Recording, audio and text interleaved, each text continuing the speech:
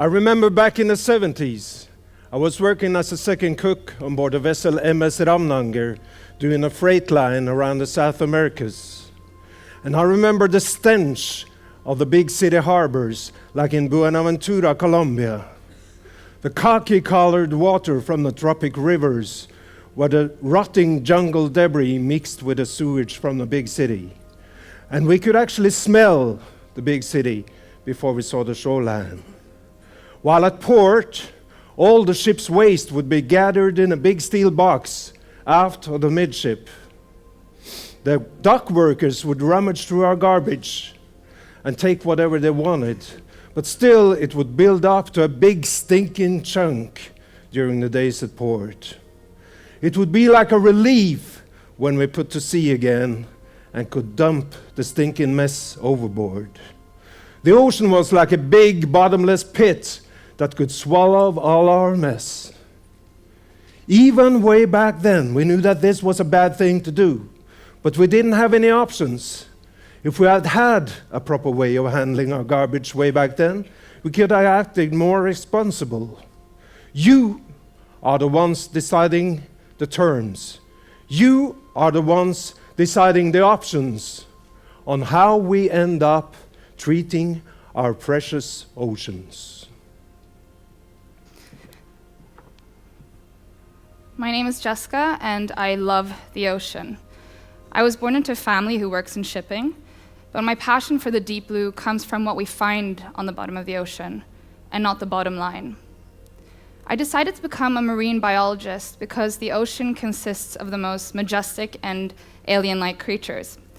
During my time up in Svalbard, I learned about the bearded seal, who happens to be one of the polar bear's favorite snacks and critical to the Arctic food chain. Now, in order to court the female bearded seal, the male sopranos have to sing a song that can be heard from 20 kilometers away. But rising shipping traffic risks affecting the fragile Arctic ecosystem. Noise pollution disturbs animals like the bearded seal, who rely on underwater communication in order to hunt and reproduce successfully. And this is just the tip of the iceberg. The Arctic acts as our world's cooling system. Heightened carbon emissions, release of toxic pollutants, and introduction of invasive species will have irrevocable repercussions on the world as we know it. We are all in the same ship. The future and the welfare of our ocean needs to be at the forefront of every decision we make now and going forward. And this means safeguarding the song of the bearded seal for those who have yet to hear it. My name is Morton, and one of my biggest dreams is that none of the animals living today are going to be extinct when I'm as old as you. However, I am only 9 years old, and the speed we are damaging our planet, I don't think that this is probable. When I was younger, I thought environmental damage happened because adults didn't pay attention.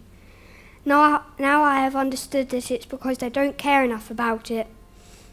It isn't fair, because it's my future you're gambling with. My possibility of having cod for dinner, seeing a polar bear, or hearing a bearded seal sing is being taken away. It is frustrating to only be 9 years old, because there isn't that much that I can do about it. But if I see rubbish on the road, then I will pick it up, because I want to show responsibility and not leave the rubbish to those who come after me. I can also use my voice. I'm not just doing a cute presentation at a conference to pass some time. What I want is that you shall also start thinking about those that come after you and accept your responsibility. Don't leave the rubbish to us. You don't have permission to not concern yourself.